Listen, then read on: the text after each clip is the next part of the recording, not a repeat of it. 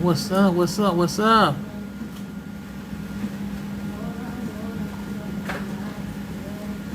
AB, welcome in. Welcome in. How are you doing today? And I used to go fishing when I was a little girl. You gotta be real Oh, my quiet. bad.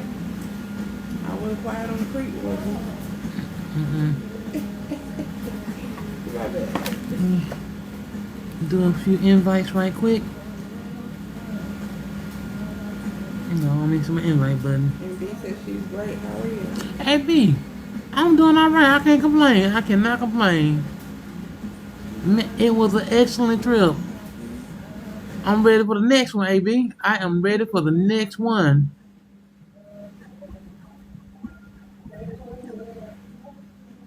What you been up to today? Welcome in, Oppenheimer Nicole. How are you doing today?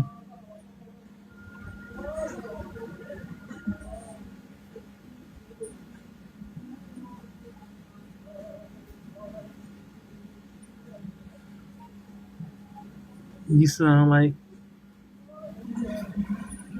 her, like me.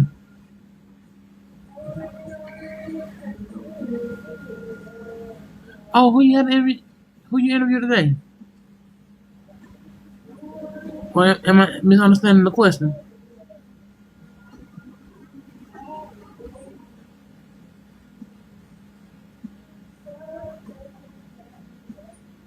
She had an interview today. She had a job interview. Oh, hey, thanks for the hand heart. Thanks so One much. second, because Ryder Reader just asked me if his interview was still on for today.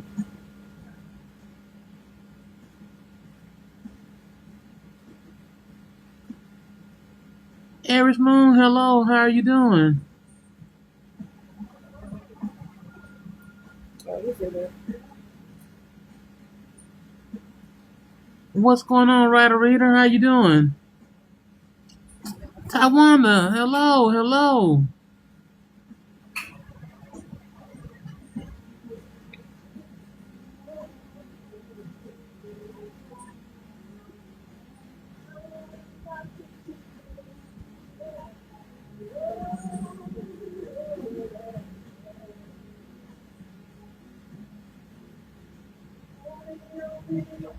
Did you Ryder Reader, my guy?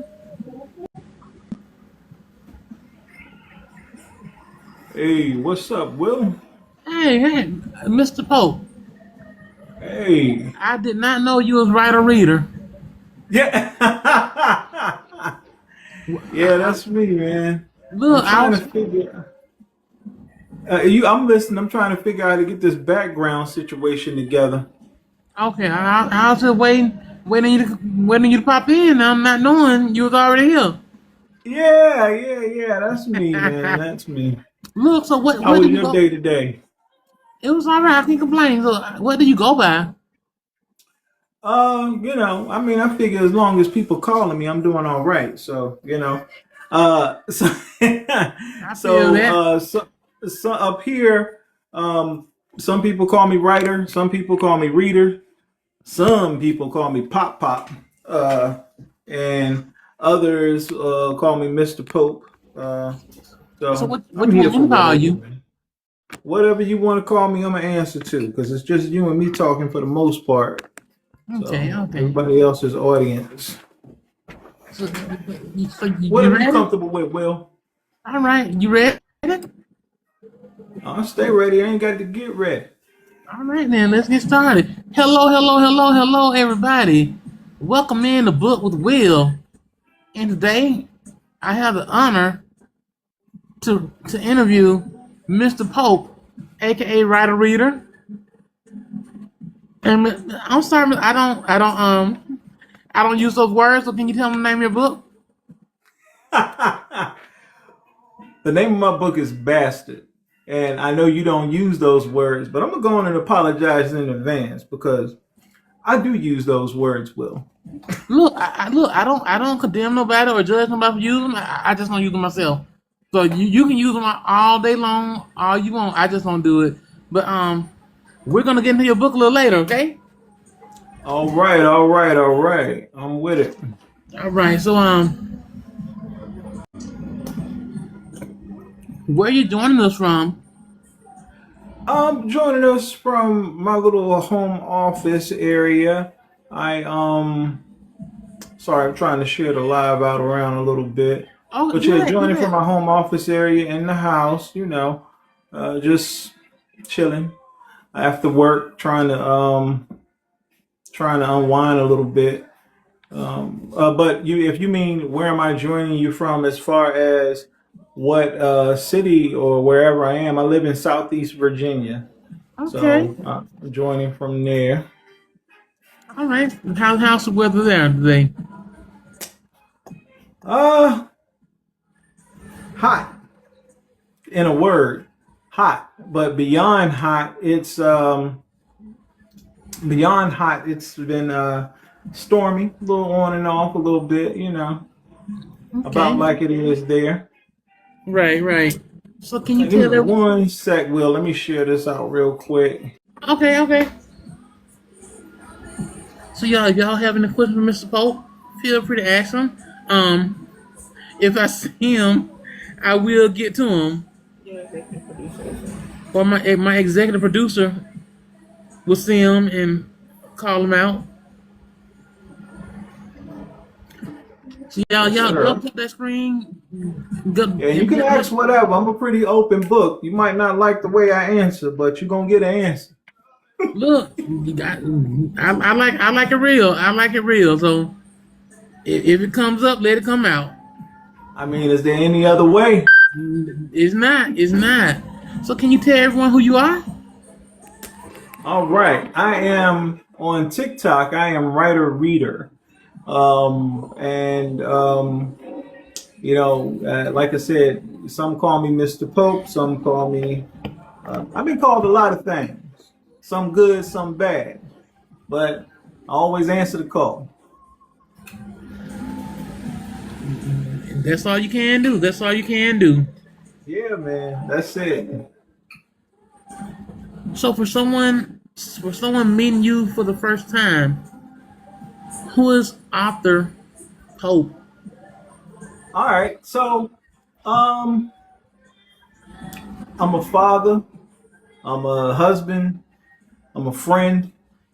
I'm a good citizen for the most part. Now, wasn't always, but I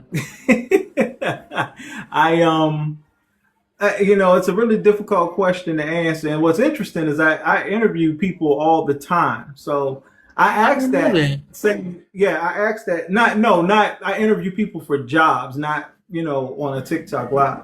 Oh, So, okay, got you.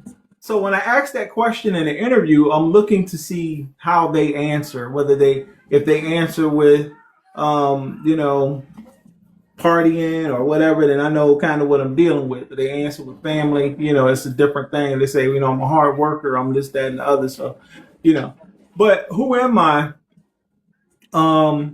It's not a question I can easily answer. I a man in train in you can't even say you're in transition these days. I ain't in transition like that, but I'm constantly evolving and changing is what I would say. So it's difficult to define who exactly and who I am because I'm constantly growing and evolving, trying to get better. That's why I think you transition as in evolving, That's right. becoming a better you. Yeah, and I'm going to warn you, Will. I got to warn everybody. I talk for a living, so I might ramble on. You ask me a question, I'm gonna give you a whole essay answer. Look, the longer the answer, the better the answer. So cause it goes in depth about yourself and what you want to express. So express yourself how you want. Okay, I'm cool with that. duly noted. Yes, Remember, sir. you said that. You said express myself how I want. Okay, I mean that. I mean that. So what's one thing you're celebrating right now? man. What one thing that I'm celebrating right now is, well, since we're here to talk about the book, completing my first novel that you see behind me. So that's been a big celebratory moment for me. It's been out at this point just under 2 months. So that's been huge. I'm also celebrating my daughter going back to school. So me and the wife got the house back. Uh, she, She's in college. Yeah, she's in college and dropped her off. And so yeah, we get the house back, which is a positive thing. Yeah. So I'm No, celebrating that. Miss Pope, Yeah. that's awesome, man. Have a daughter going to college. I mean, most parents want the children to evolve. Like you evolve, you want your children to evolve also. So Right. It creates its own set of problems, but I suppose they're good problems to have, but they're problems nonetheless. So right. So let's go. Can you describe yourself in 3 words? no. But I'm I'm gonna give you a few words. How about and then somewhere in the middle of that it'll be me. How about unfuckwittable? That's a word. Look, that's you and unique. That's some. Look, you just made up something now. Say it one more time. Unfuckwittable. You know, No, but I would say I'm kind, but I'm also mean. I'm approachable, but I'm also prickly. Um, I would say I have empathy. I would say I'm friendly. I'm more open than people might initially think by looking at me. I see you, AJ. But yeah, I'm just so many things. Difficult to boil it down to 3. Driven. Um, uh, yeah, man. It's so many different superlatives. Some of you in the chat have been dealing with me for just a little while. I'm pretty sure they would have some choice words to use to describe me in the brief time that they've known me. Unpredictable is probably one. So, and probably some other words they might say about me that might get them banned. But okay. look. I saw the interview with mother. Yeah. Mama. I saw the interview with mama. Oh, you saw the interview with Mama? Yes, Yeah. sir. Yes, sir. Yeah. So creative would be another one. I had a lot of fun with that one. Yeah, I did. I did. Look, that had me rolling. When she came Yeah. up with that wig on, I said, "Okay, I see what he doing." Yeah, man. I had to fully step into character. Zana said, do it how you want to do it. And then what y'all didn't see was before that, I was in a live with, some people I hang out with during the day here. And there were 2 other wig options. So they helped me settle it down to that particular one. So Okay, look, if I was you, I would have came with all 3 of them on and throughout the interview. yes. Y'all tap it up down there. It costs no green to tap that screen. Yeah, that's right. Outside of writing, who are you? Outside of writing, I am without saying too much, I would say I train salespeople. And I work in the I train salespeople to be the absolute best. What's up, Uzziah, Mr. Les Cooper? I saw you pop in. Zane, That's my AJ. guy, Mr. Unhinged himself. What? That's that man. He the guy, man. He's so hot right now. He's the man. Him and my man Felix, both of Oh man, don't talk about fit. What? them. Yeah. Yeah, I saw the interview you did with Felix, man. That was special. Yes, sir. And I know I was gonna be special too. And we're gonna Yeah, get but to that. outside of writing, I do a lot of stuff, man. I've done a lot of different things. I blended my own whiskey. Word? Yeah. So I just I dibble and dabble in a little bit of this and a little bit of that. Yeah, I've been here a long time and I've tried a lot of stuff. I'll put it that way. So do you bottle and market it? I don't bottle and market it. I'm gonna tell you, man. I'm a bit of an odd duck. I sometimes do things to prove to myself that I can do them. I didn't bottle and market it at all. I bottled it. Yeah, I bottled it. I get bottle got my face on it. I can run down there and show you a bottle, but I don't think they want you showing alcohol up on the TikTok. But I mean, they don't drinking it on TikTok, but showing is a different thing. Okay. All right. I might run down and grab one. But yeah, it's I do a lot of different things. Try to do, creative, be creative whenever I can. I draw just a little bit, but not as well as some of the graphic artists that you might have here that do like book covers and stuff like that. Just try to be as creative as I can. It keeps my head, keeps me out of trouble. We all were blessed with different talents. So hey, Indeed. I might not be able to do what you do, but I can do what I can do. I might be able to not That's even right. do, but I can do what I That's can right. do. So that's how that works. Indeed. So what does your perfect day off look like? My perfect day off, I would describe as WWW. Um, Right, walk, and water, and not necessarily in that order. A gentleman down there that just said the whiskey is tasty, Les Cooper. That's my walking buddy. When we can get together. But yeah, I like to walk to take little nature trail walks. Get out, get some of the fresh air. Write, get to my laptop and start tapping on the keys and drink lots of water when I'm off. So WWW is what a good day off looks like. I'm not a Okay. person that does a lot of. I struggle, to be honest with you, Will.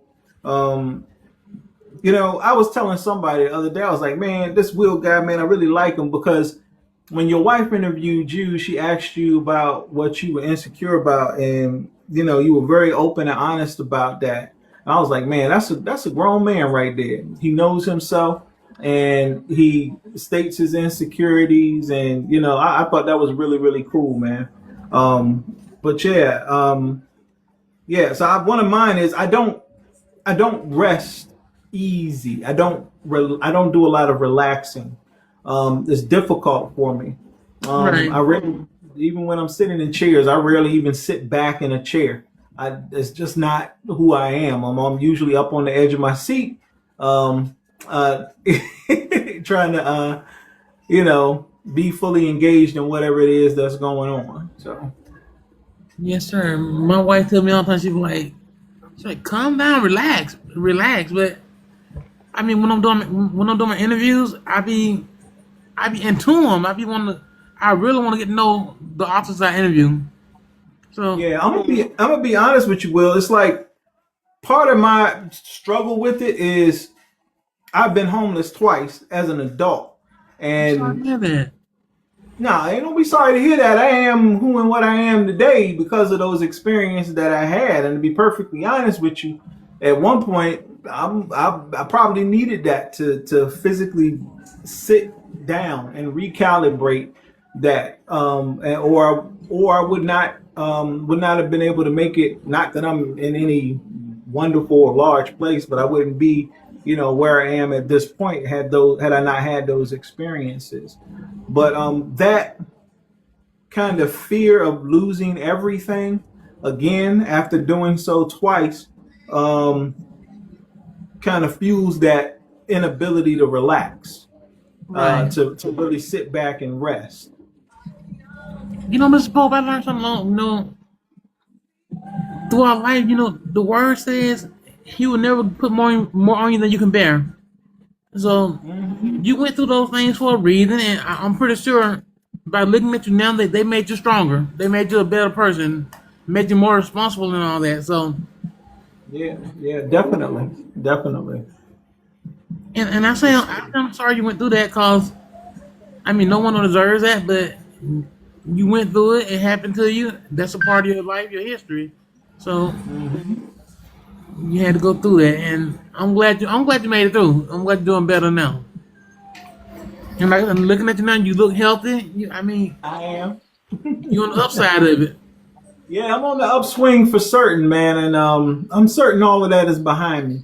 But like funny thing about things being behind you, they always in the back of your mind, you know. Right, right.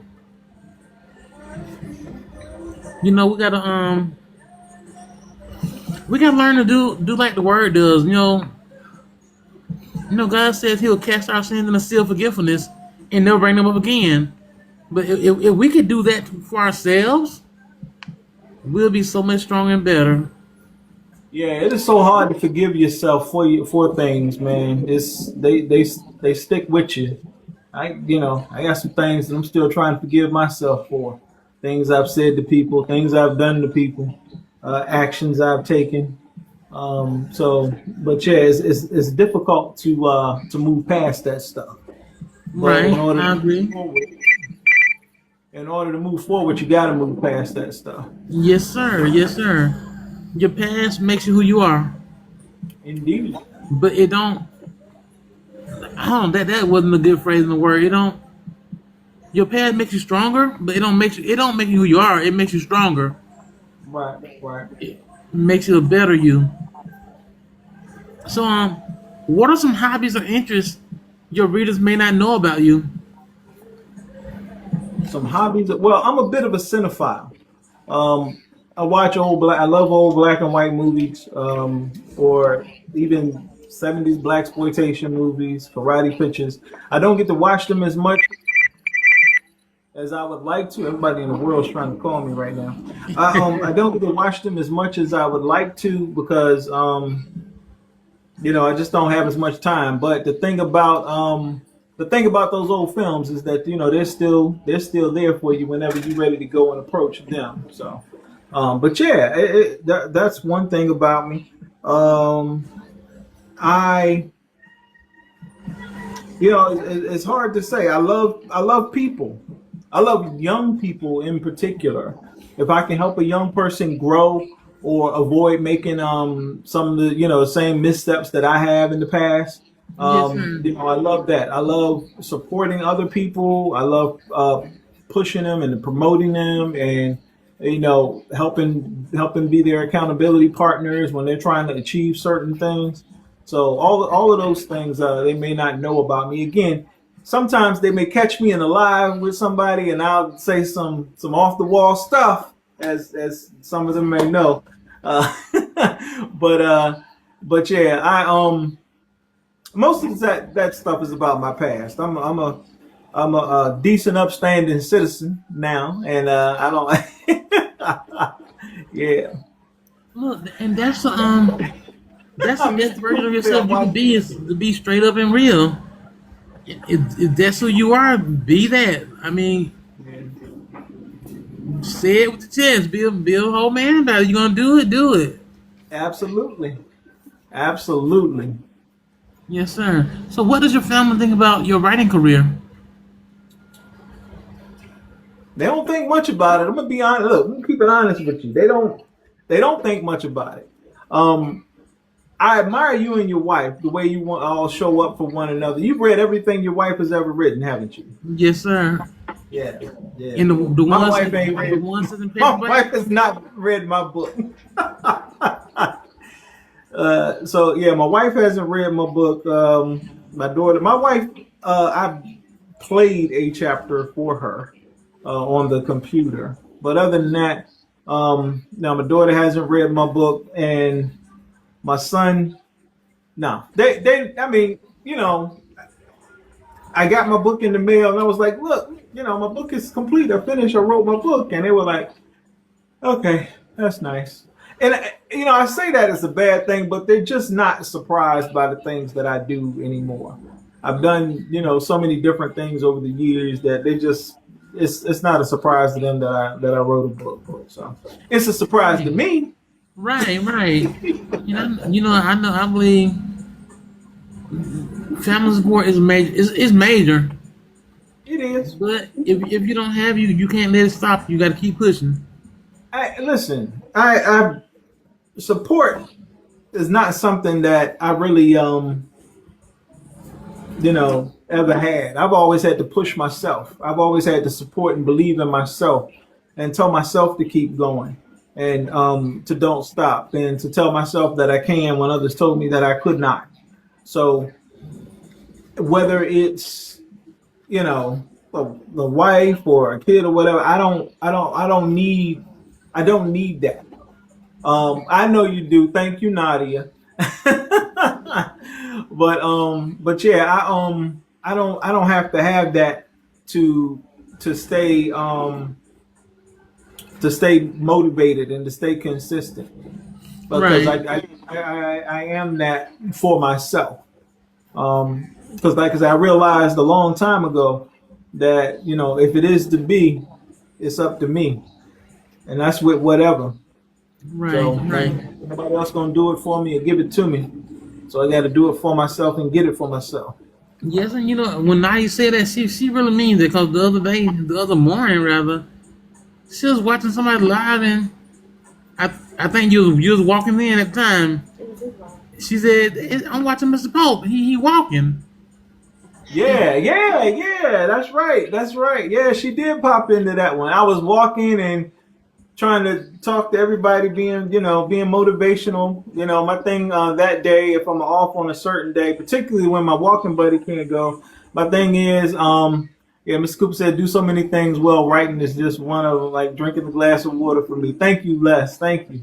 But when I'm off, my thing is, I try to do 10 before 10. If Mr. Cooper isn't with me, because if my walking buddy is with me, we'll go and have breakfast before we walk. But if he's not there, I'll try to get in 10 before 10. That's 10,000 steps before 10 a.m. That's awesome. Yes, sir. Yes, sir. Yeah, she did tell me to hush so she could hear. She really did. I'm like, really, Nadia? And that what you would have seen there would be very authentically me, just trying to motivate everybody else to get out and do something, being funny, having a good time. Right. That was very much authentically me. Yes, sir. Um, Thank you, AB. then it was on family and everything. Who has been your biggest supporter from day one? Me, I support myself like a two-ply jock strap, baby. Me, I support me. No, I'm gonna tell you, Les Cooper, who was in here, he's been a really big supporter of mine.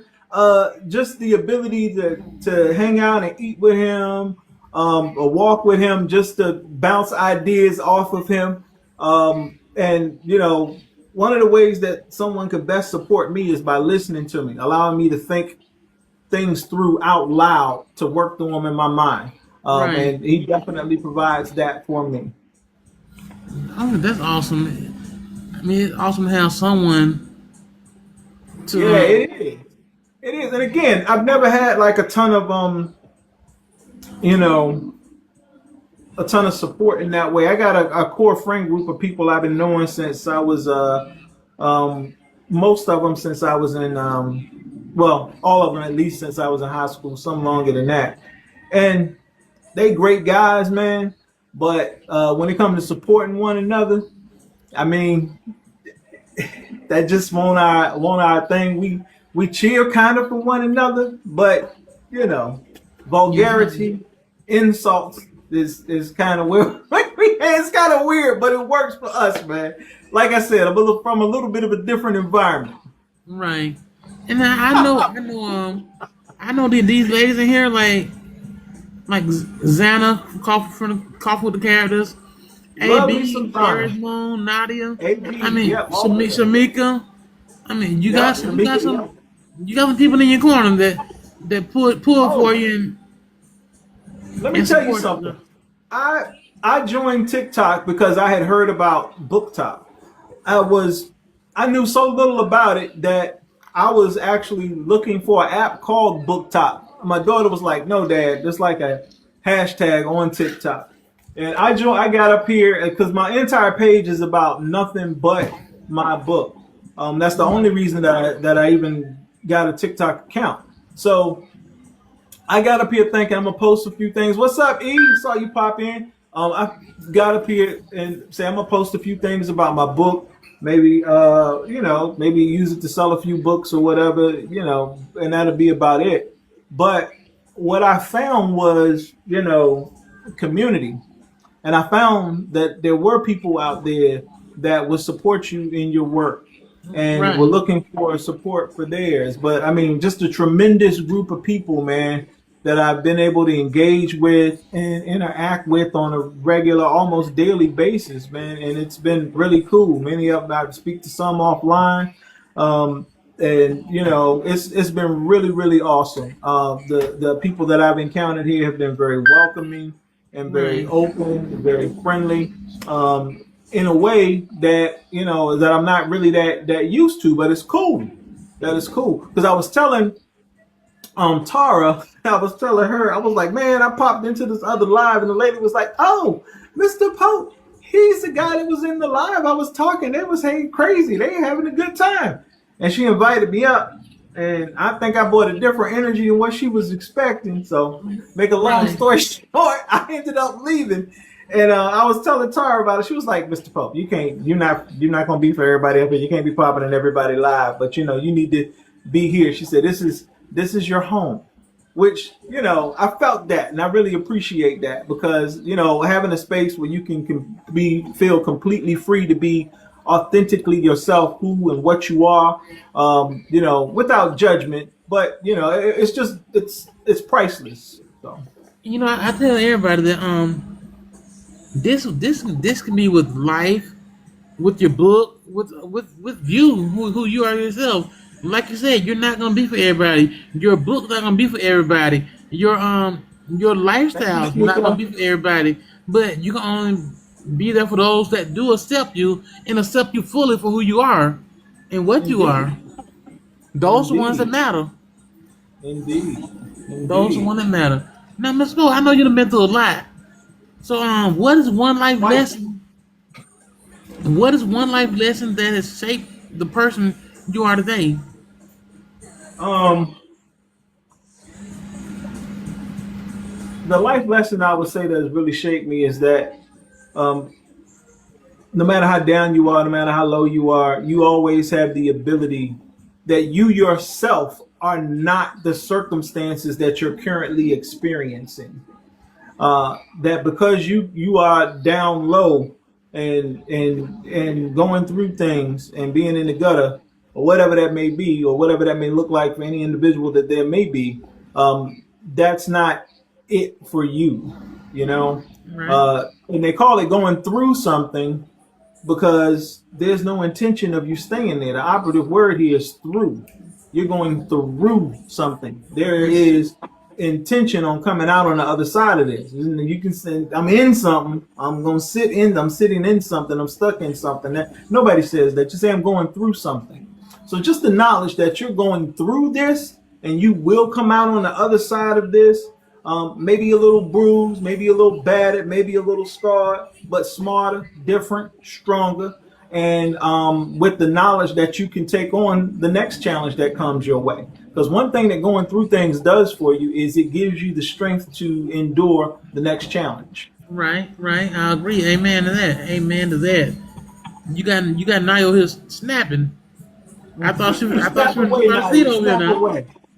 That's right. The circumstances do not define you. Boy, ain't that the truth? Ain't that the truth? Yes. So if you can have dinner with any three people, living or deceased, who would it be? All right, my mother. All right, that would be number one.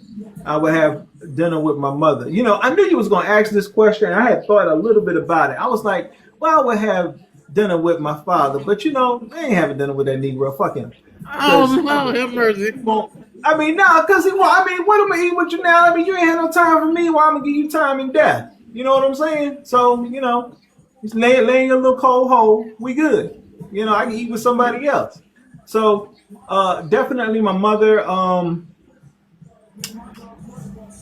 Just because my mother, I would say that just because I wanted to know that, I ended up being all right. You know what I'm saying? Yes, sir. That she can rest easy with the knowledge that I'm okay. Um, Other than that, it's really hard, man. I would say maybe MLK. I really don't know. The only person that's no longer here that I would really like to have a conversation with would be my mother. So that would be my one. In fact, I trade the other two in to sit down with her. I feel that, Miss Pope. And if there was a second one, I would say I take that back. It was the second one. I would say my brother. My brother's no longer here with me. And I never, because he was, older than I was, I never got a chance to build a strong relationship with him because of the nature of my family. He was into some wild stuff, so he was always in and out the pen. So I never got a chance to really forge a strong bond with him. I mean, I did of a sort, but I would have liked to have had more time with that man. Right. Yes, sir. That's Miss Paul. I like how real you keeping it. I love how real you keeping it. And that's why I told you to keep it real, be yourself. That's what I told from the jump. So I ain't expecting that to less. No doubt, no doubt. The music is not too loud, Nadia. She know that's my son. I love some Bone Thugs and Harmony. Not Okay, asking I ain't mad at you. Yes, sir. So what accomplishments are you most proud of outside of writing? Being here, Amen to like that. sitting right here, because there's been multiple times in my life when this was not a guarantee. And my major accomplishment is simply survival. Just continuing to be around and to be here for others. But other than that, my biggest accomplishments, I'm going to say, are my children, who continue to surprise and inspire me with their actions, particularly my daughter with all she's had to overcome in her life. She's been a bit of an inspiration to me, the way that she's taken so much physical pain in stride with positivity and has had to overcome, so many different things. And she got a lot of me in her. And, seeing that physically in someone else has always been a bit of motivational for me to see her have a similar drive to me, but to have built the infrastructure around her life to where it manifests itself in her life differently than it had to manifest itself in my life. Right. Okay. Okay. So what makes you laugh every single time, Spoke? What makes me laugh? Yes, sir. Like you just maybe working or at home chilling and something make that just cracks you up. That people still support Donald Trump. That makes me laugh and cry at the same time. I ain't gonna go there with it though. I'm gonna say I'm gonna say that I'll say, I like to be one of the things that people may be surprised to learn about me. I like little puppy dog animal videos doing cute and stupid stuff. That makes me laugh every time, man. Right. And when people doubt me, that makes me laugh every time. Yeah, people that doubt me, that would doubt that I can do the thing, whatever it is that I'm trying to do. Like, all right, I got you. Yes, sir. I'm sorry. I just gotta address something right quick. AB, I do love R&B and B and gospels, but I love some good rap with meaning. And Bone Thugs, that was one of my favorite groups. Tupac, I love some good rap. The So man can yeah, be multifaceted. yes, sir. So what is something you always wanted to learn? Uh, I would say another language or two. Okay. Or beyond that, I would also say piano. When I was a kid, my mother tried to give me piano lessons, but the lady would come on uh, you know, at a very inopportune time. We had an old piano, which was a very odd thing for people growing up in poverty like myself to have, but it was something that she had inherited after someone else she knew had died, and they asked her what she had wanted out of the house, and she said the piano. So we ended up with this piano. My Right. mother could play very well. Um, never took any lessons. She could just kind of play by ear. So she was trying to have me take lessons, but on Saturday afternoon with the window open, and I can hear everybody outside playing football, this is Right. difficult. You know what I'm saying? I was messing up on purpose. That lady You told want to my go mother, on? she said, that lady said, I don't see where this boy has any type of musical talent that I can find. Oh man. Cause that wasn't for you. You wanted to be doing other things at that time. It was by design. I was like, yes, so I can get to go outside and play ball with the boys, man. Right, right, right. Once again, everything happens for a reason. Uh, So, what is your biggest pet peeve?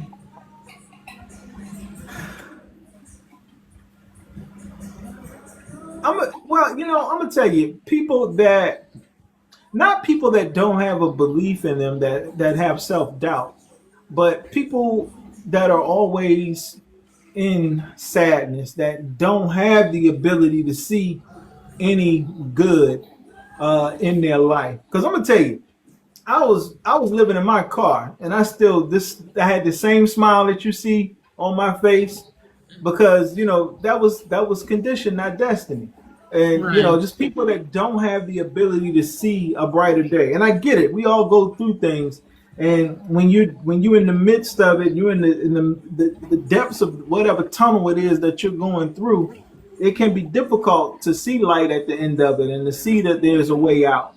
right, Especially a lot of younger people, because they haven't seen this cycle enough times to see these ups and downs, and sometimes those downs feel like it's impossible to get back up, but I yes, sir. promise you will get back up.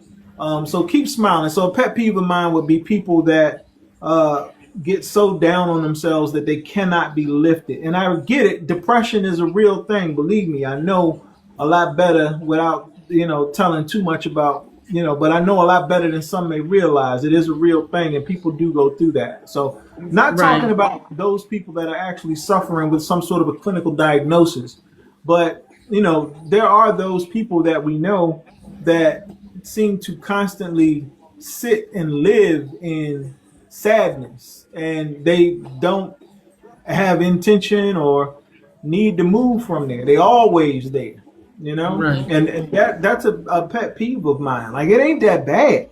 You got up. A lot of people ain't get up. That means every time you still got a chance at this thing. You know, right, take a right. little, yeah, take a little step in the right direction. It's gonna work out. You know what, Mr. Pope? I tell people all the time, when you're at your lowest, that's when you become your strongest. Cause there's only one way to go.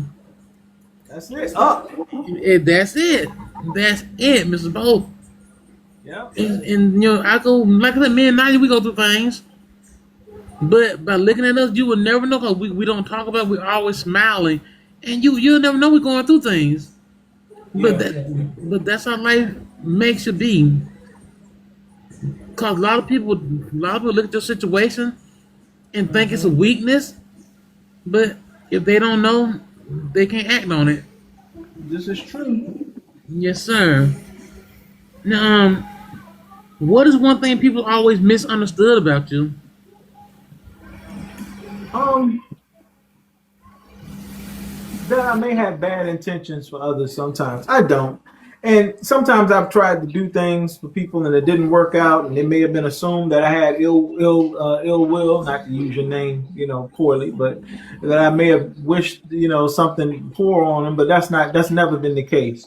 Right, Also, sometimes people mistakenly assume me as being unapproachable, and I am not that. I'm very approachable, and will be your biggest fan if you just share with me what you got going on. but do you have that face that make them want to stay away? A little bit, sometimes. Yeah, sometimes I may get that a little bit. I can't. I'm happy and smiling because I feel good. I feel good right now being here talking to you, Will. But I'm not saying I got the resting bitch face or nothing like that, but my normal everyday countenance may not look like someone that you would just walk up to and start a conversation with. So, Right. Yes, sir. That's understandable. That's understandable. Now, but what's don't come at me with the bull, because I'm gonna call you on it. as I'm you gonna call you on should, your stuff, as you and and, should. and I'm gonna hold them accountable to be better. So, Yes, you can ask Naya. I will call you out quick. yes, sir. Don't play with me. No, sir. Don't play. I will call it out. I will call it out without hesitation. And what's your favorite vacation you ever taken? Well, my favorite vacation I ever taken, Mr. Les Cooper here in the chat, actually was my family went with his family and some other people went to Hawaii. And I know you had said before that was your dream I vacation. want to go. I want to go so bad. Book that. Go. And please have the pineapples while you're there. Something about that fruit growing in that volcanic ash. Do something different, I'm telling you. But that's been my favorite vacation, man. And to be perfectly honest with you, it's just I haven't taken a lot of vacations because, you know, it's just not I don't take the time to do that. I've planned some vacations and backed out of them for various reasons. But I just don't that's a lot like relaxing, like I was telling you before, and it's just not something I'm super comfortable, taking my hand off the wheel for a little while. Because once you've seen what happens when you do take off your hand off the wheel for just a moment, it's difficult to allow yourself to do that. So, but yeah, man, I just wanna but Hawaii was amazing, beautiful sand, beautiful people. Yes, Yeah, the landscape was amazing, man. I'm gonna claim that we're gonna go one day. We're gonna go one day. I heard it's expensive too, though. It can be, it can be, And but it's if you don't spend it on that, you're gonna spend it on something else. you can't take it with you, right? Not a nickel. And it's funny. It's funny you mentioned pineapples. Pineapples, one of my favorite fruits. Oh, is that right? Yes, Man, I'm sir. telling you. Yes, You sir. cannot. Love them pineapples. The pineapples in Hawaii hit different. Them pineapples over there, man. Like I said, something about growing in the that volcanic ash. But yeah, it's good stuff, man. All right, all right. Now, what is one goal on your bucket list? Finish this second book. Finish the second book. Buy another property. Um, you know, and live a good, healthy life. Hey, it's gonna happen for you, Mr. Bo. It's gonna happen. I believe that. Now, tell us about the moment you realized I'm really an author. When I pressed the publish button, I've heard other people talk about this. When I pressed the publish button, and then I'm like, I'm published? Am I published? I even got on the AI and say, listen, I just pressed the publish button and my book is now says it's published. That means I'm completely an author now. And they're like, yeah, because before that, you're a writer, but once you're actually published, there's it. That was one of them. But when that first book came in the mail, that first physical copy of that book came in the mail, Yes, sir. it's like holding your own thoughts and ideas in your hands. It's different because I write all the time. I have been writing for years and years before I finished this book. I wrote, I journaled. So, but this was different because it's a work of fiction. So, because of that, this is something I've crafted out of my imagination. So, it's like physically holding my own thoughts and ideas in my hands. Right. And that was a special moment for me also. Yeah, those two moments, hitting the publish button and then having that first book show up and unboxing it, seeing the book with the especially when I got the one with the dust jacket with see your name printed at the bottom, got your mandatory ugly author picture in the back, all of Right. that. I love it. Yeah, I love it. that physical copy hit different. I love that, Mr. Pope. I love that. And that's because, and I'm gonna tell you why the physical copy hits different. Anything, and I had made a post about this, how books are fast becoming the last form of media that you can own. Well, you old enough to know this. You used to own cassette tapes and CDs. I used to Yeah. own records. You know what I'm saying? Right. DVDs, VHSs, all of this stuff. And you don't have any of that anymore. It's on a computer, on a drive somewhere. And the thing about anything that computerized, it can be taken away from you like Yes, that. sir. Yes, sir. When It even the can. Netflix is a subscription, you subscribe to access to that thing. Even if you have Audible, you buy these books, but you're really buying access. All of that could be shut down. They shut this whole TikTok act down with a flip of a switch. It was gone. The whole thing was gone, just like that. But when you go to the store and you buy a book, you own this forever in perpetuity. This form of physical media. And music isn't that way anymore. Movies aren't Right. that way anymore. Books are the last thing that are that way. It's copywritten. No lies can be told. They got the digital books now where people complain, they took something out of this, or old TV shows, they delete scenes from and stuff like this. You buy this physical book with that copyright date, they can go back and take other stuff out, but because you have this one, the original, that's yours. You own that forever. So Yes, sir. holding my own is crazy. I'm immortal Right. because I my work feel is that. immortal. Yeah. Yes, sir. I feel that, Mr. Pope. Now, was there ever a time you wanted to quit, and what happened? Every day. No, let me stop. No, there was a time not that I wanted to quit, that I did quit. I stopped writing. I had started working on this book. I had only gotten about 15,000 words in, and my niece's girlfriend was here visiting, and she saw it. She was like, what's this? And I was like, oh, it's a little book I was working on or whatever. She was like, oh, well, can I read it? She said, yeah, go ahead. And she didn't read it while she was here, but when she left, she took it with her. And I didn't know that her mother was a librarian in Ohio. And her mother read the book. Well, not the book, because it wasn't a book at that point. It was just 15,000 words, a few chapters I had thrown together. It was on the And way. they called me when I was at as a matter of fact, I was at Mr. Cooper's wife's birthday party.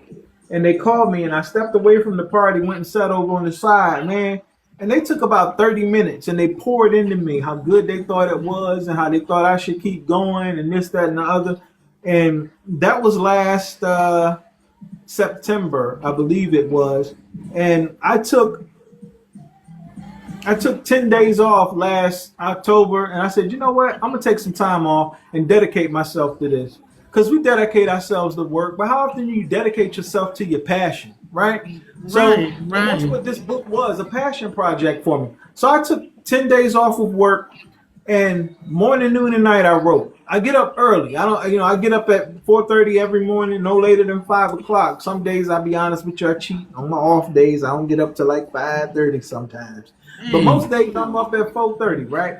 So Yes, I got sir. up, made me some tea, walked the dog, sat down, and I would write and do nothing but write, walk, and and take a break to from in my eating window between 5 and 7. And that's all I did, man. And I was like, wow. But at the end of that, I had the workings of a book. I ended up, I know I had ended up with about 60,000 words at that point. And I was like, okay, I'm close. Right, right. I polished it up and continued to tweak it a little bit. And boom, I got a book. Yeah, get up before God. Hey, somebody got to turn the sun on for the rest of y'all. Y'all welcome.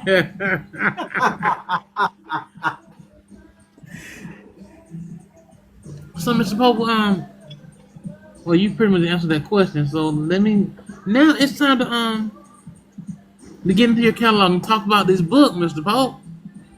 I mean, Okay. now, can you introduce us to your book? No, is this your only book? Is it my only book? Yeah, this is my first full length novel. But I've never published anything before, never attempted to.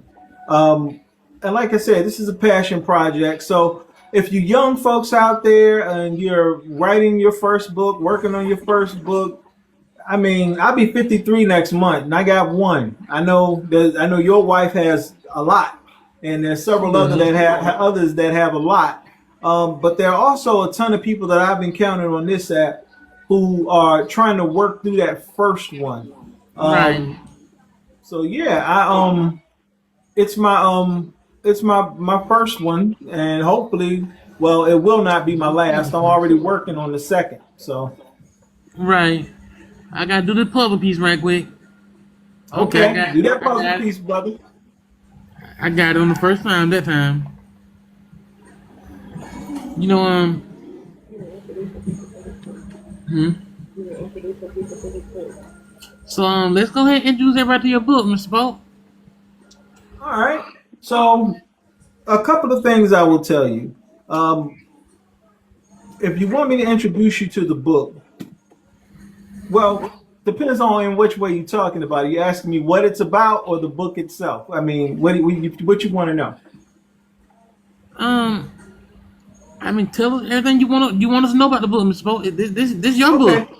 So the best way that I can introduce you to this book is I could read you 5 lines from my author's note in the beginning. Real quick. This Let's book is hear it. about a This book is about a people born at a crossroads in time, 1965 to 1980. Greatness in industry were their great grandparents, their grandparents' silence and duty, their parents' avarice and violence.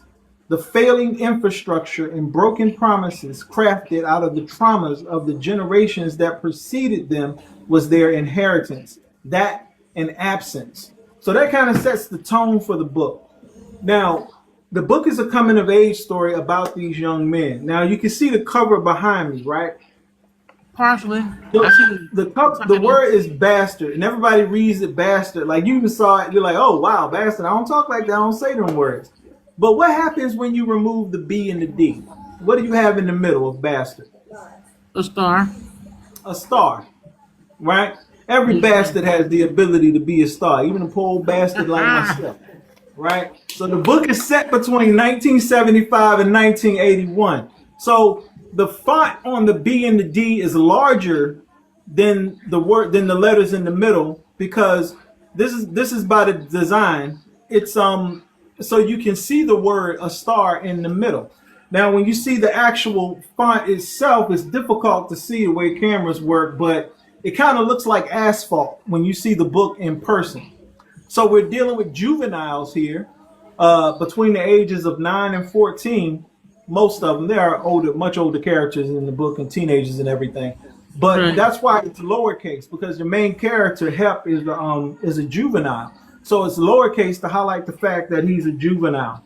The book, I didn't want any artwork on my cover. I wanted a plain white cover because we're dealing with young black bastards growing up in a white world. But remember, removing the B and the D, you got a star in the middle. So this is condition, but it's not destiny. These boys have the ability to rise above their circumstances Right. if they can survive the block. Right? Right. Right. Let me ask you this, Mr. Pope.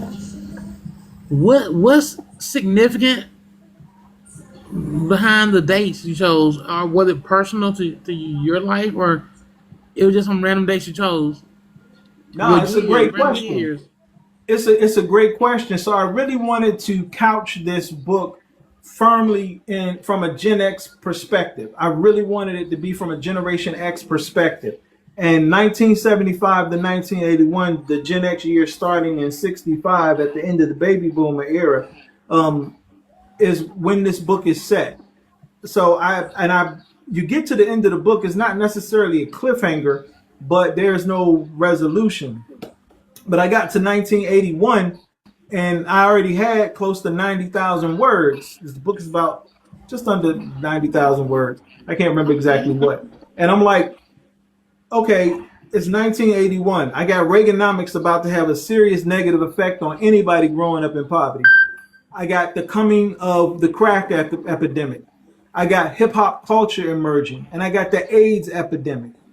You know what I'm saying? I'm like Right. that's a whole nother book. So I stopped, cut it off, artfully landed this book, and began the second set the second book up with the ending in this book. But Okay. it's a coming of age story. You follow these kids from basically Well, you follow the main character, Hep. You follow him from age 9. Oh, that's the other thing. At the end of this book, these kids are about to enter high school. So you follow these kids from the age 9 to about age 14, and the different mischief they get involved with. And the book comes at you almost episodically. It Right. opens with a memory.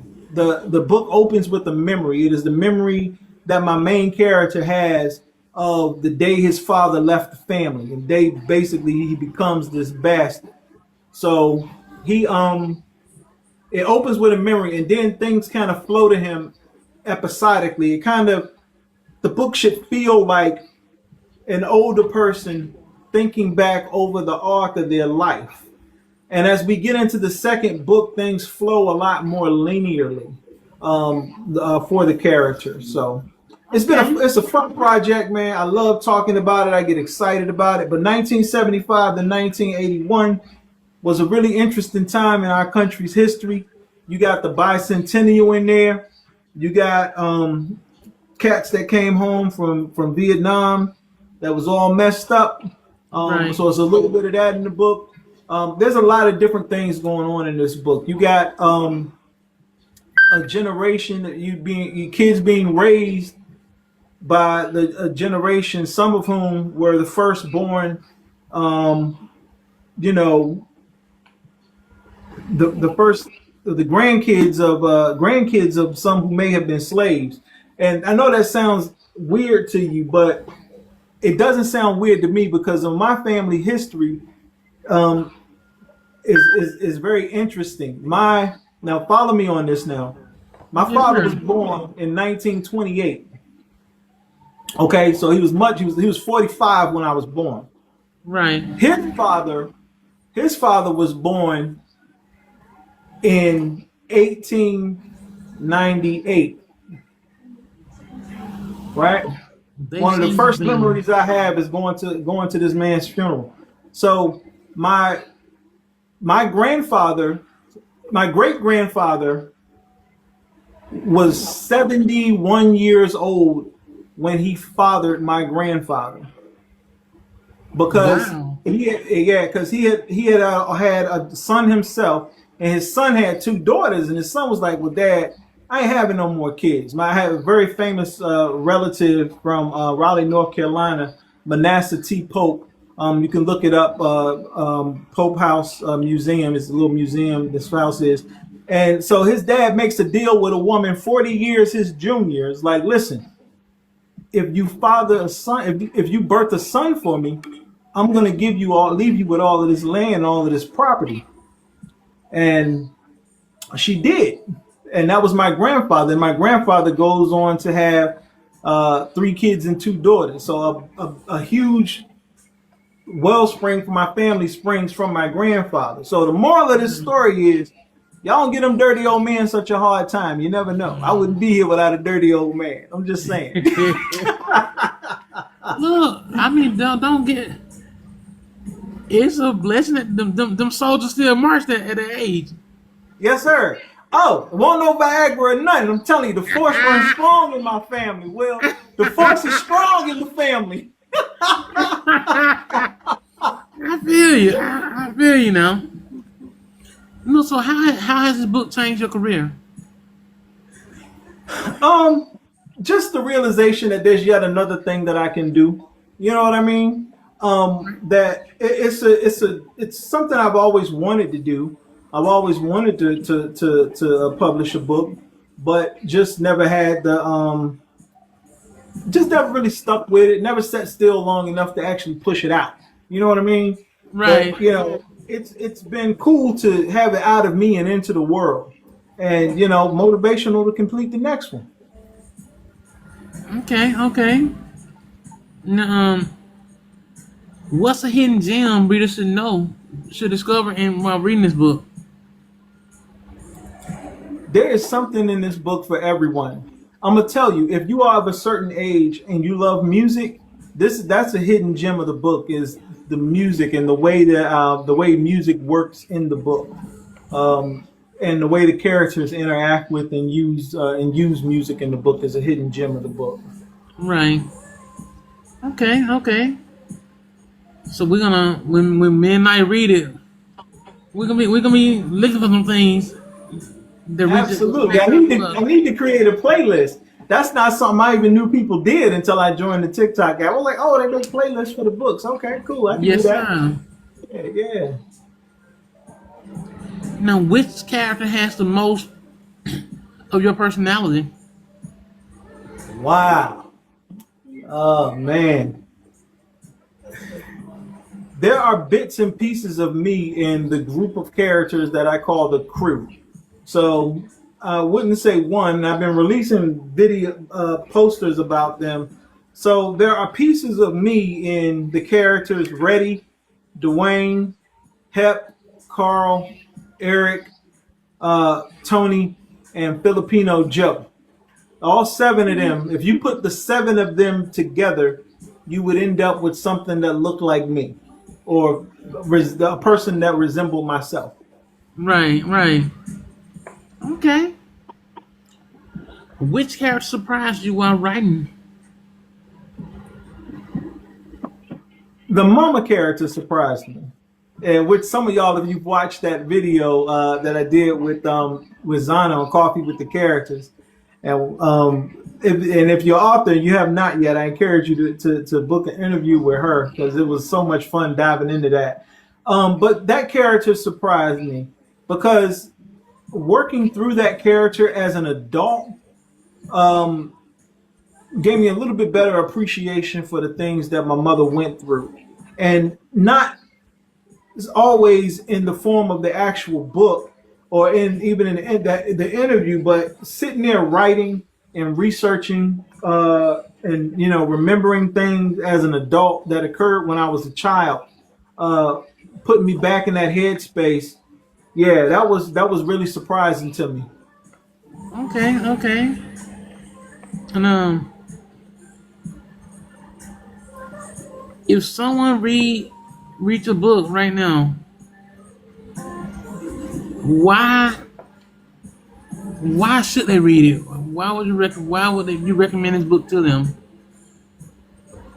I'm gonna say something real strange, Will. I don't give a damn if they don't read the book. I ain't writing the book for them. I wrote the book for me. I wrote this book very selfishly. Like I said, I just wanted it out of me and into the world. But why should they read it? It depends. If you're of a certain age, certain guys of a certain age, just when I've handed this book to guys, just seeing the book and seeing the word bastard emblazoned just sitting there stark bold by itself, it kind of sends them to a certain headspace. And that's kind of who this book is for. Those among us who have seen the cinder block walls of Project Sweat under the sweltering heat of summer. That Ooh, type of person is who this book is for. and you bring me some memories talking about them projects now, Mr. Pope. Yes, sir. Yes, sir. So if that's the environment, then there's something in this book for you. That this book would speak to you in a way. It'll take you back to a point in time and remind you of the way the world used to be. So Okay. Now, Mr. Pope, how long did it take to write this book and put it out? several years. If we're talking start to finish, about 4 or 5 years. But once I sat down and got serious, I would say about 8 months. Okay. So with that being said, now that you finished the book, published it, and put it out, is there anything you would change about this book today? Nope, not a goddamn word. And there's some mistakes in there. But I'm a flawed individual, and I no longer apologize for my flaws. We all are. Yeah, I apologize for my transgressions, but I'm not gonna apologize, for being authentically who and what I am. So I got a few mistakes in there because I self-edited it. I did the whole thing from beginning to end. And I ain't saying it's rot with them. It's just a couple of little things. But Right. yeah. So I mean, it's nothing. I wouldn't change a thing, man. Okay, okay. So tell us the funniest thing that's happened during your author career. Well, it's been very short, but But the funniest thing that has happened is I'm at work one day and I'm trying to leave work, and two people randomly showed up to my job with my book for me to sign, and wanted to have a discussion with me. So I was trying to get out of work early that particular day, but I wasn't able to leave because I had to have this discussion with the people that had these two people that had read my book. So that was pretty cool, man. It was funny, it was fun, and that's been my coolest interaction that I've had with the reader so far. Now I take questions because people will inbox me questions about the book, and I'll just answer them outwardly in a TikTok video in case there may be someone else wondering or thinking the same thing. You know, Miss, that's a cool interaction because a lot of authors don't get real interactions from readers. They get them either over the internet or in a forum like this. But you actually got people that read your book, that bought your book, and came to you for you to sign and wanted to talk about your book. That's awesome. Yeah, it is cool, man, and I love it. I'm always wanting. I'm always willing to talk openly about it, what they may have thought, different things that they may have not saw initially that I can point out to them, like few names or anagrams for different things. So yeah. Okay. Is there any behind the scenes stories you never shared before?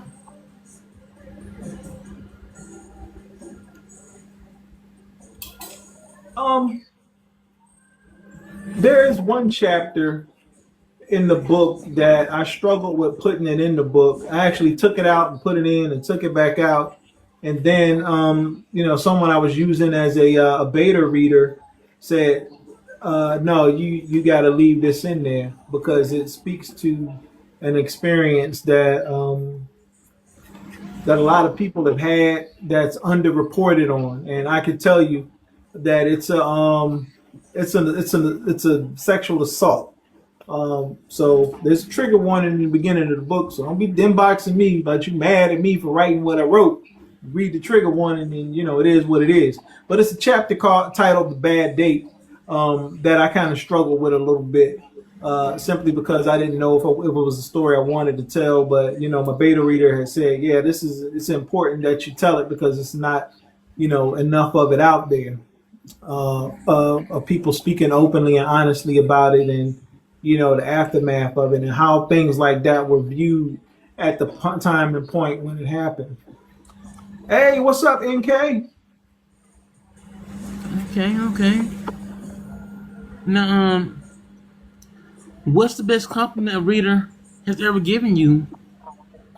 The best compliment that a reader has given me is that your book took me back to a place in time that I had almost forgotten existed. And that's the best compliment that I've gotten so far. Okay. What's Now, up, MJ? now, tell us about a publishing challenge you can laugh about now. Formatting. Formatting is not for the faint of heart. Unfortunately, I had hired someone who used to work for magazines back in the 90s, and they were like, I can do that. So that was particularly a publishing challenge.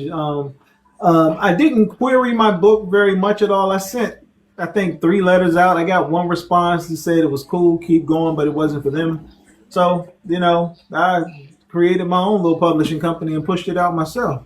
So you get the Hey, book and you see this little symbol, which is difficult to see on the back, Black Ink LLC, Giving Voice.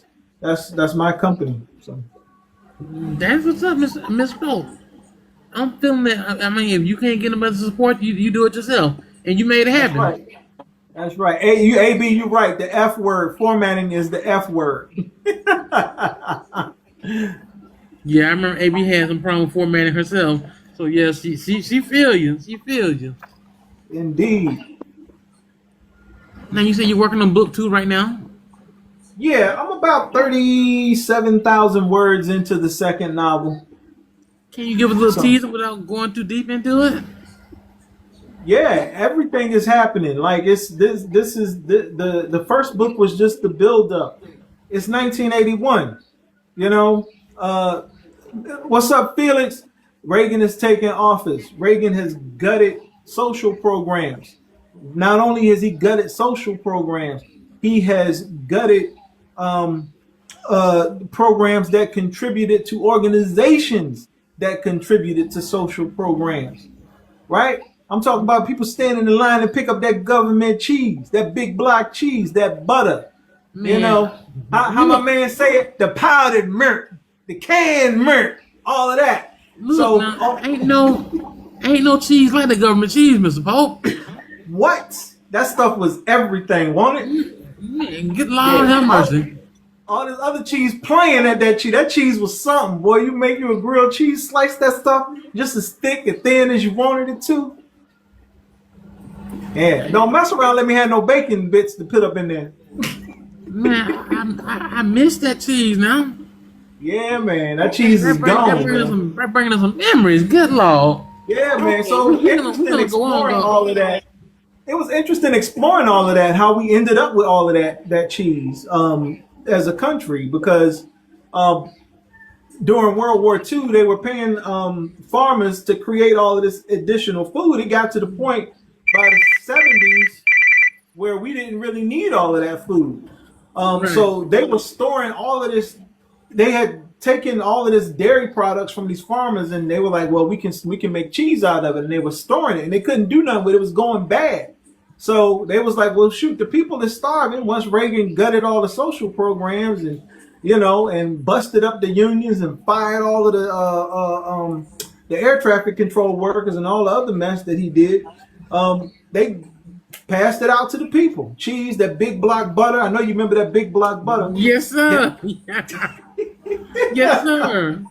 Yeah, man. Them struggle times won't all that bad sometimes, though, huh?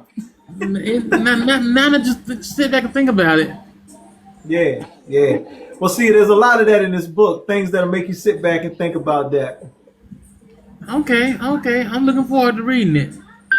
Yeah, you can get a grilled cheese today. Y'all talking about it, but you can't get no grilled cheese like that government block grilled No, cheese. sir. No, That, sir. that Not at damn all. boy. And that stuff would last. Like you get that long cardboard box. You break that stuff out of that plastic. You slice that mess up, boy. What? Man, that was some cheese, boy. You just man, I ain't never eat. I used to eat cheese, just eat it raw. You have to make no grilled cheese sandwich. That Look. stuff was good. And look, that doggone block was about that long. Yeah, about that long. Yeah. Okay. Okay, look, I gotta get off there because I want something, can't get it now. Yeah, you can't get it. It's gone. Golly. Yeah, it could go through bricks. It was tough stuff. Man, Miss Poe, you just did that for me. You just did that for me. I'm pretty sure you did for people in the comments too. Somebody down there remember it. Somebody Yeah, but that remember as it. a teaser, that's going on.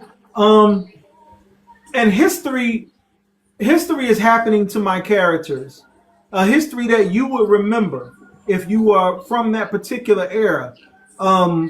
So all of that is happening. I even talked in the first book about the launch of the Voyager mission and how that affects my characters. So history is happening to these characters as they're trying to live out their lives against the socioeconomic conditions that they are seemingly trapped within and trying to get out. And one nugget I will give you about the book, the neighborhood that they live in, Tuget, seems a bit weird. And people have inboxed me asking me, is it French? Is it supposed to be a real person? But Tuget is an anagram for get out. If you rearrange the letters, you can spell get out because each of the characters in their own way are trying to get out of their current condition or current position and increase their station in life. Right. Yes, sir. Now, Mr. Pope, are there any returning characters readers should look forward to? Well, I'll tell you this, there's one character from the first book that does not return in the second. So you got to read the first book to figure out exactly who that is. Okay. But everybody else is returning now. They might not all make it out of the second book, but they're in there. Right. Is Felix still in here? Oh, I know what you're about to say. I got to get out them drafts. I was even tell him to tell you how to go ahead and finish his book. Yeah, get out the motherfucking drafts. I know. Felix is my guy, man. That's my man. I love that guy. Hey, I love Felix too. I love Felix too. Felix all right with me. He's such an awesome young man, man. And this guy, he's so creative and he's so helpful. The support that I see Felix giving to people in the writing community, man, it's amazing. He's an awesome young man, man. Yes, sir. Look, he said that during our live, and I'm not an author, but that statement stuck with me. Yep, get out the motherfucking drafts. That's a whole movement. Yeah, everybody else out there saying, what's that song they saying? Spin that shit. I'm saying write that shit. That's my thing. Yes, but yeah, sir. get out the motherfucking drafts, man. Yes, sir. So that's how you gonna go ahead and finish that book, Mr. Boca. I know people waiting on it. They want it. Yeah, and I don't care. Fuck them. I'm like I said, I'm a selfish writer. Well, I'm sorry, I mean to shock you like that. Hey, But you know, I'm a selfish writer, man. I write. I'm doing this for me. It's gonna be what I want it to be and when I want it to be. So it's gonna be it's gonna take me a minute. It's probably gonna be a little longer than the first book. Because like I said, I got about 37,000 words, and I'm only in 1983, and I'm taking the second book to 92. okay. That's what's up. So are I ain't there? gassing you up, Felix. I'm just telling you what's true, bro. Everything I said is I believe, man. You the man. Look, let me tell you. Let me tell you. The And other Felix day, is so talented. Like he write in different genres. You know him, AJ. You know Mr. Unhinged himself, Uzziah. They got such talented young people, man. They're creative. And their thought process is really cool for me to interact with because I don't think the way that they think. I can't build stories in the same way that they build stories, and it's really exciting for me to interact with these young people who have that ability, man. right? And let me tell you, I don't know if you saw the other day. He did the coffee refill, and Pastor that pastor, whoa, that was Felix was deep, preaching, man. right? Yeah, man. Like I I said, told him he in the wrong calling. He what? yeah. Yeah, man. And I'm gonna tell you, man, Mr. Unhinged himself, Uzziah. Oh my God, man, this dude. I swear, at one point it felt like every time I logged on to TikTok, somebody was interviewing Uzziah. I was like, this young fella doing his thing, baby. I ain't mad at you. Get it? And look, You I was so know? glad that I was honored to interview him, and I was blessed. It went real well. Yeah, I heard he was singing at the end. I'm gonna have to check it out on your YouTube channel. He did that. He did that. So are there any new genres you look forward to writing in? Nah, man. I'm a one-trick pony, but it's a hell of a trick. All right, you better say that. You better I say know you that. interviewed. Yeah, I know with Felix and AJ, they writing across multiple genres. But again, my mind just don't work that way, bro. I'm historical fiction, literary fiction. I may try to dabble in a bit of a.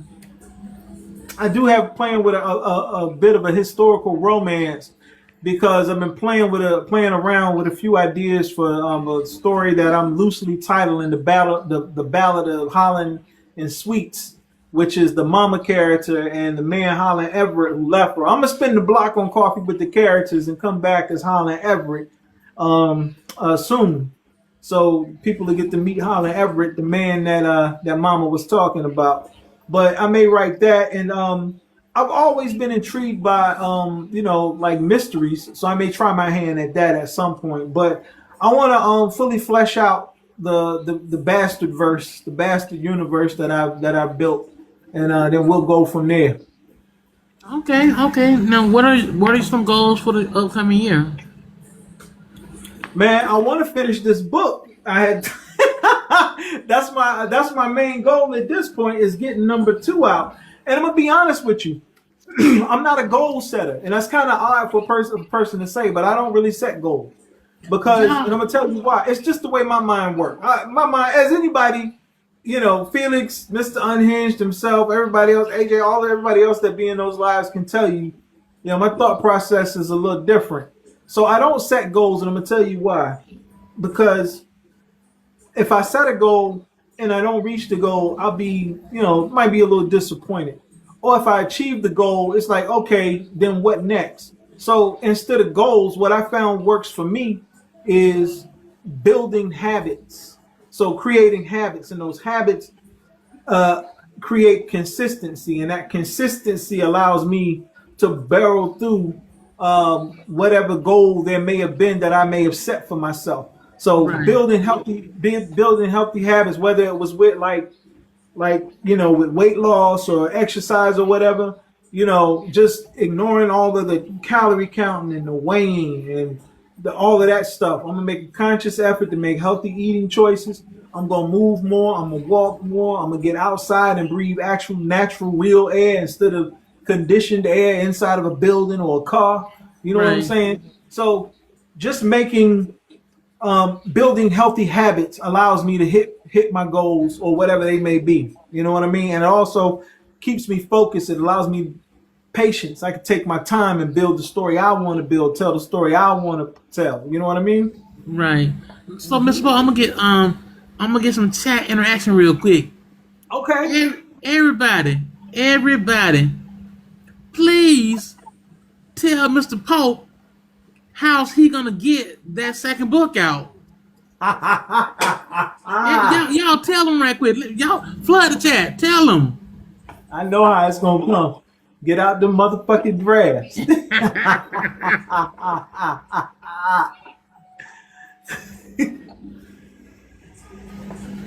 All right, Miss. You Yes, ready? sir. Yes, sir. Yes, sir. But I'm gonna tell you, man, my process. I'll save that because I think that's one of the questions you asked later. But So let's have a write look. that shit. Write that shit. Yeah, write that shit. All right, all right. I like that. I like that. Everybody getting involved. I like that. Now, Miss, let's have a little fun, real. Let's have a little fun. Let's have a little Okay. fun. All right. All right. We're gonna do a little finish the sentence. Okay. And I know already that you're gonna give it to us raw. We're gonna get the real every question. I know it already. It's a good thing ain't no curtains around. If Hey, you know. That's an inside joke for some people in the chat. Yeah, I'm gonna give it to you raw, but it's a good thing ain't no curtains around. That's an inside joke for some people in the chat. well let me in then. Let me in. No, bro, you don't want to know. You don't want to know. I can't even.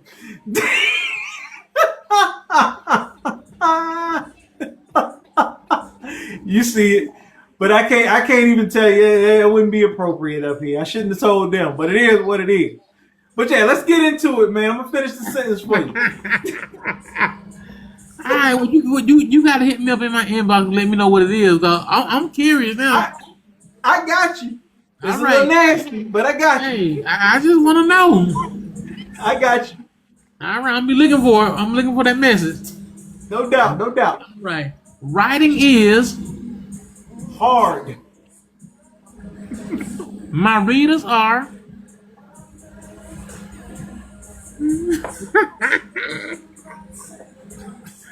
Cool, I guess. I don't know. Oh, Miss Bo, you pulled that. I don't know where you pulled that from, but okay. Oh, we're gonna move on. We're gonna move right Because on. again, I'm a selfish writer, man. I ain't write this for them. I wrote it for me. Right, right. The hardest part of publishing is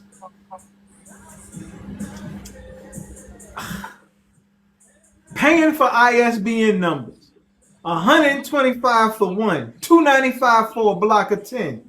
Man, they crazy with that. wow. Yeah, man.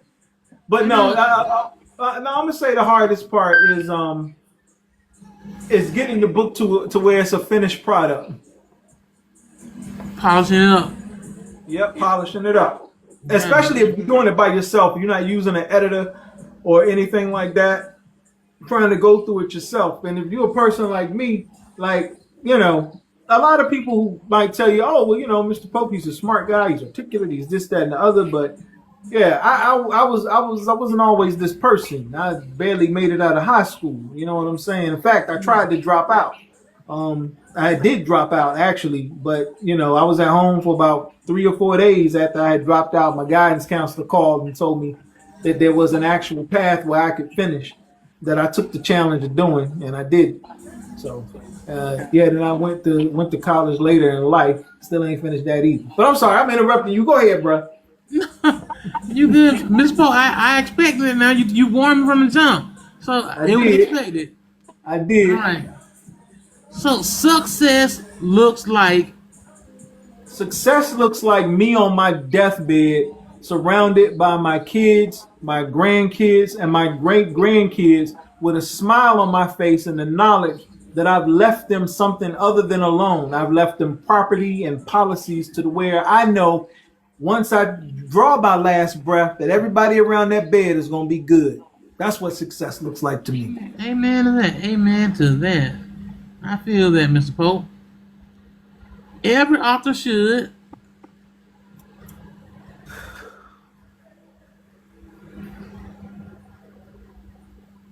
get out the motherfucking drafts. All right. And a curtain in your casket. I ain't mad at your feelings.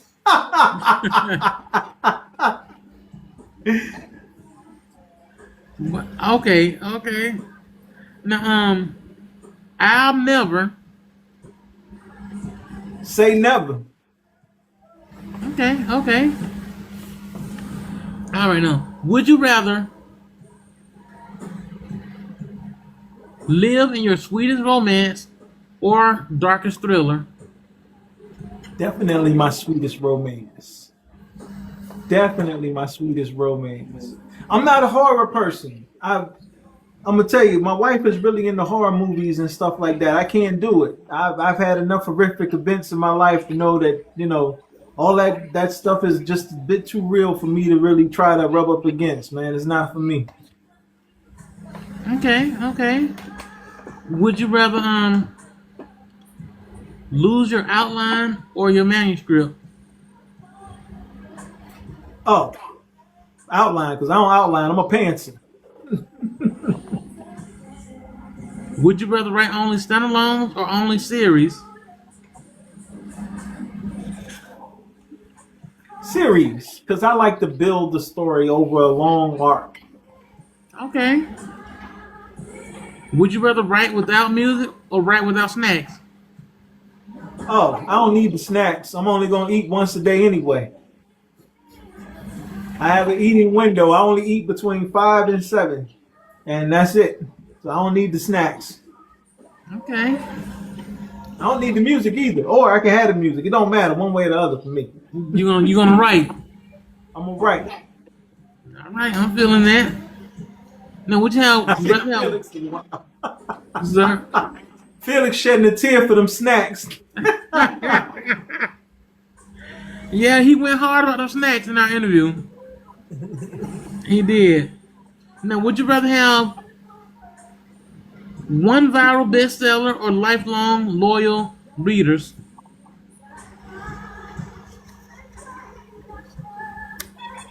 Probably lifelong loyal readers. All right. Now, would you rather have a movie or TV adaptation? TV adaptation. Because again, I want the full story fleshed out. And if it was about my life, I could tell you the title of the chapter in my 20s would be Cap D coming, Cap D coming, Cap D coming, Cap D coming. All right. All right, now, Miss Pope, you better say that. Mr. Mason, Kelly Mason, what's up, brother? I'm sorry, I saw my partner enter the chat down there. Hey, that's what you're supposed to do when you see them come in. Shout them out, because they coming to support you. Indeed. Yes, sir. Now, hot seat questions. Which character would you marry? I would marry my main character's sister's best friend, Shalia, because she would definitely understand where I'm coming from, and I think we have a lot of similarities. I think that her energy will match mine very well. Okay. Which character would you argue with?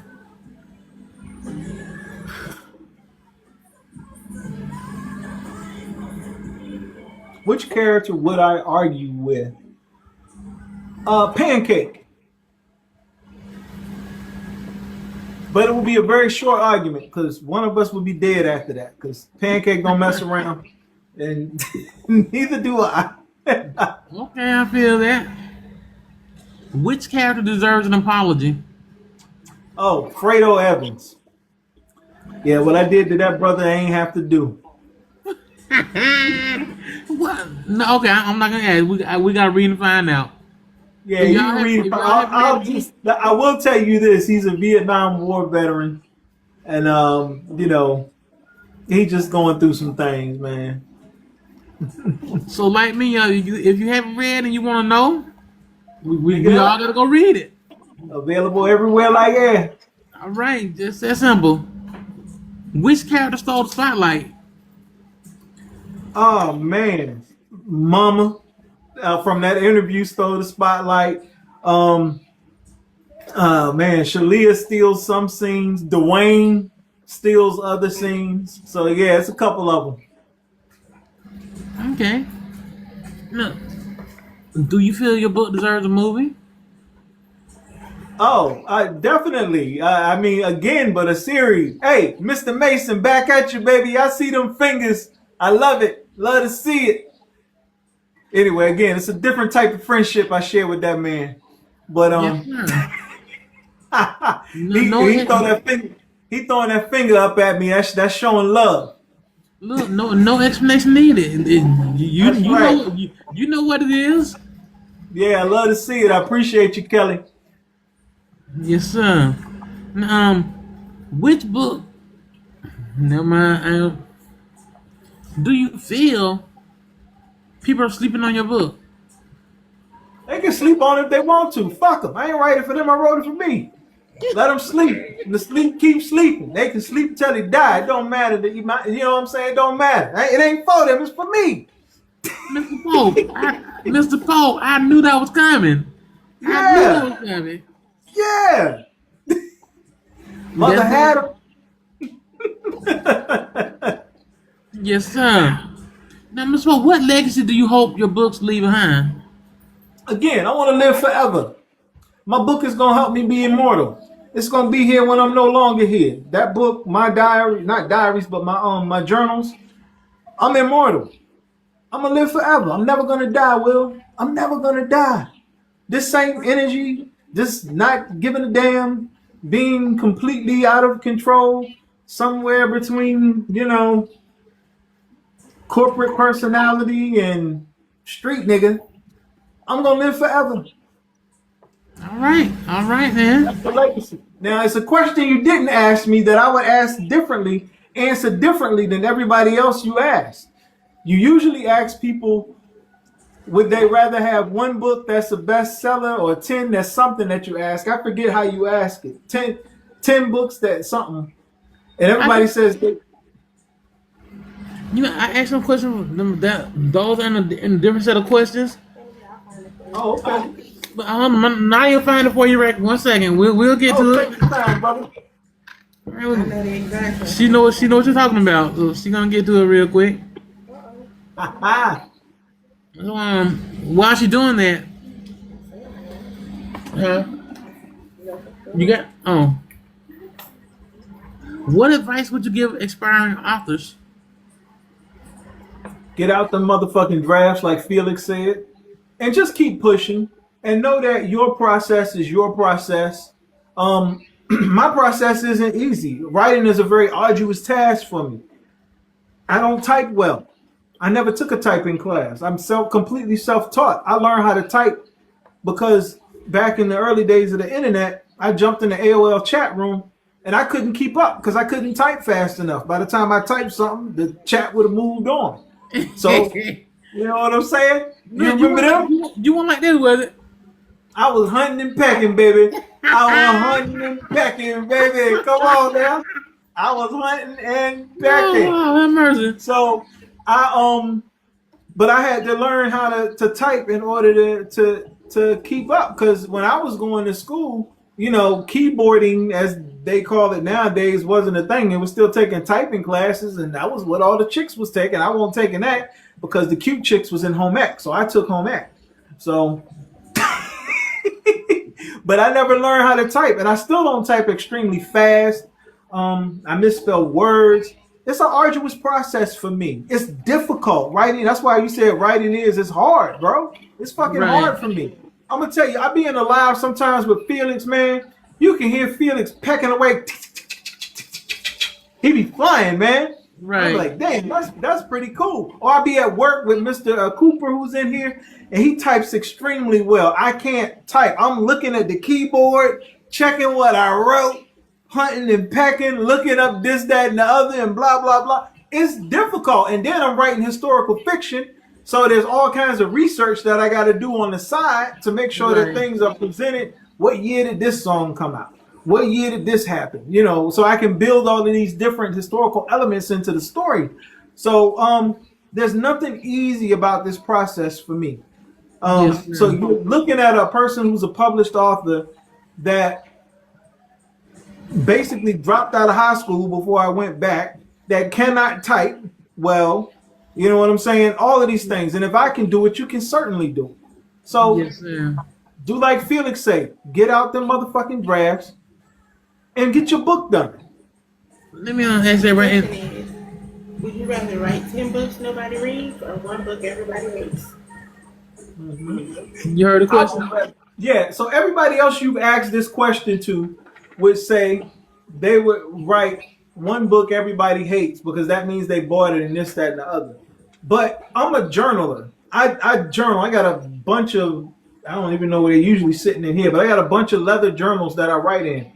So I would rather write 10 books that nobody reads. And I'm going to tell you why. Because I journal and I grow from that. I started journaling because I was too broke to afford a therapist. So I had to become my own therapist by journaling. Right. So I grow that way. You know what I'm saying? I learn more about myself that way and grow. So if I was to write 10 books that nobody read, the growth that I would experience from that would be invaluable to me. And again, I'm a selfish writer. You know, fuck the world. I don't give a shit about them. I didn't write this shit for them. I wrote this for me. So fuck them. I wrote the book for me. So I would rather write 10 books that nobody reads. And you know, if I pass them down to my kids, my great ancestor, whatever the fuck down the line reads the book, then you know, or reads the journal, then so be it. Everybody else can do what they do. They can go to the hot box. Let me ask this. Let me ask this to the people in the chat real quick. And if y'all know it, just say what it is. I'm not gonna say what it is. I'm just gonna call these letters out, and then you know. A-S-D-F J-K-L semicolon. What? What roll that is? Nobody don't know. Oh man, I guess we was taught different when we taught typing. You said A-S-D-F-G-H-J-K-L semicolon? Yes. Right here? Uh-huh. You threw me off for a minute and I was lost.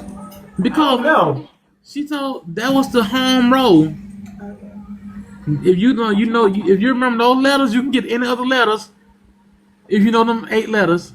Yeah, Dan said that. Yes. Well, that's what I never learned that. Yeah, my teacher called it the home row. Yeah, I know you. Hunt and peck, baby. That's what I was doing. But I got it now. You was lost? Did I see Mr. Villegas in here? Oh my God, Mr. Villegas. That's my guy. That's my day one. Beat him. That's what we call. That's my man Beat him. Okay. Look, you got a lot of supporters.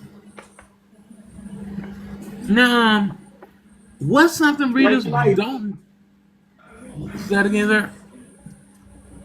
They heard, those that needed to hear it got it. Okay. What's something readers don't know about you that you like to tell them, or you like to like them to know? That I'm approachable. You know what I'm saying? It can seem like, it's like you like dogs, but this guy over here seemed like somebody didn't let the damn pit bull off the leash. But I'm approachable. You know what I'm saying? You can pet the dog. It's all right. Okay, I ain't gonna okay. bite. I feel you. Now, if your book was described in one sentence, what would it be? That's a good question.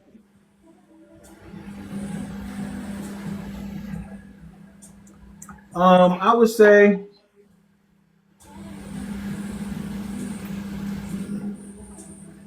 a little boy from impoverished circumstances survives or attempts to survive the conditions he's born into. Wow, that was deep, man. That was deep. Now, what's one question you've never been asked that you wish someone would ask? Man, one question I've never been asked that I wish someone would ask. Nobody ever really asked me why I wrote this book. Well, Mr. Pope, why you wrote this book? Because I wanted to give a voice to a group of people who are not represented in a traditional literary space. Like, so many books today talk about things.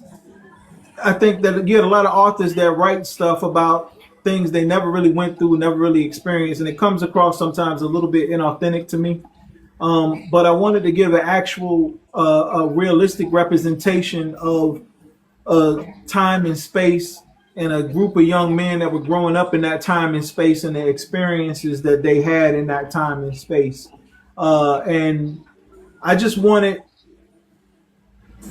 the faces and places that I know and remember that are near and dear to my heart to be represented in such a way that was authentic. Okay. That's what's up, Mr. Pope. Now, Mr. Pope, thank you so much for spending time with us today. It has truly been a pleasure getting to know you and your book. It really has. Hey, Shamanda. And it's been a pleasure getting to know about your journey and in your incredible book. Now, before we let you go, can you please tell everyone one last time where they can find you and where they can purchase your book? The best place you're gonna reach me is right here on TikTok. You can my entire TikTok platform is all about my book. If you inbox me a question, I'll answer it. Most likely, if I don't answer it directly, I'll do a video to answer it that way in case somebody else had the same question. So my whole TikTok platform is nothing about my book. If you pick the book up, there's a way to contact me and the information in the book. But other than that, yeah, reach out. I'm here. Right here on TikTok, man. Right here on TikTok. And the book you can get, I like to say it's available everywhere like air. You can get it on B&B. Get it on the Rainforest app, as they call it. It's available now at the local, the main branch of my local library in the physical copy. A neighboring city has it in digital form.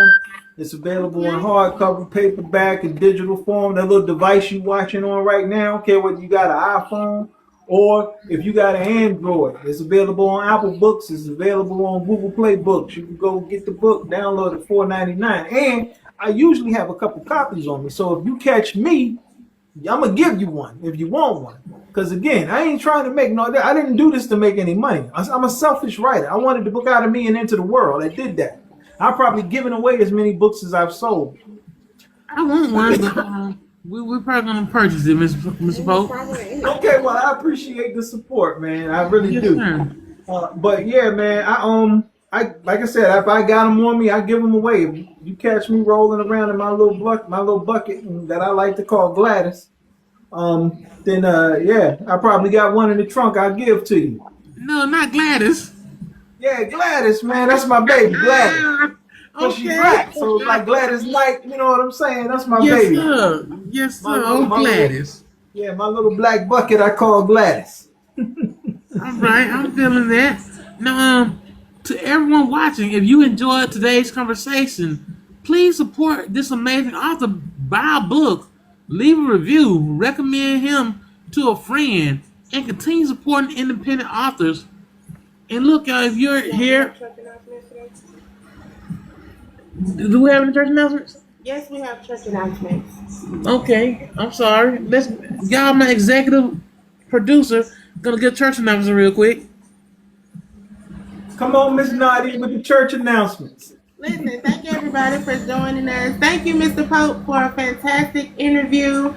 If y'all enjoyed tonight, tomorrow we will talk to Tara Langford at 5 p.m. And also, make sure y'all subscribe to the official Book with Will YouTube channel.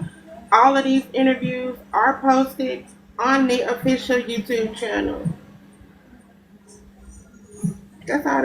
And that concludes the church announcements. All right, all right. But I would like to say this, man. Will, you and your wife are an inspiration, man. The way y'all, you know what I'm saying, interact with one another, show up for one another, love each other, it's amazing. And to watch the interview, the way she interviewed you, I thought that was awesome, man. It was really, really cool to see. And for those in the chat, there's a few of them that know we are, and they know who that's for. But I appreciate you having me, Will. I really do, man. Thank you so much for allowing me to come onto your platform and be my idiot self. Thank you for that. Yes, sir. Thank you, Mr. Pope. All right, man. Look, it's all hearts and minds clear.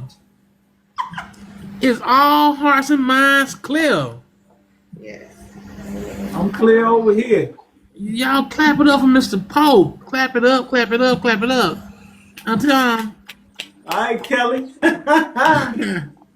until next time, I'm Will, and this has been Book with Will. Thanks, Mr. Pope. And as I always say, stay blessed and stay booked with Will. Absolutely. Thank you, sir. Yes, sir. Thank you. Y'all have a blessed night. All right, bye. Bye.